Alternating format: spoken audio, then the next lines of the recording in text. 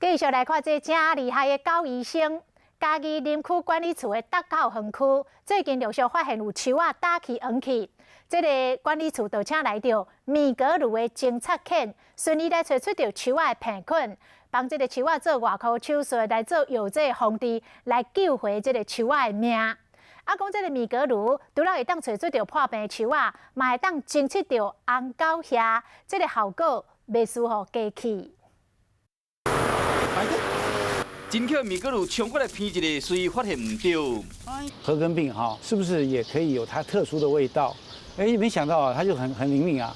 伊闻到后气的味是禾根病菌，也就是树癌散发出来。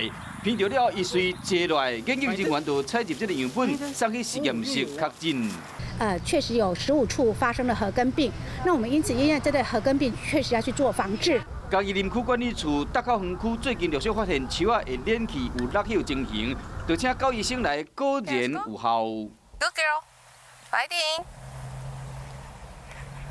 现在他坐下的意思就是，他觉得这边有活蚁。训练团队经发现讲，这只米格鲁有法度找到病树以外，佫会使侦测到红火虾准确度真悬。我们那时候也是觉得有点小怀疑啊，然后所以就用了200-300万的那个所谓的气味的侦测器，2-300万跟狗狗去做比较，结果狗狗赢了。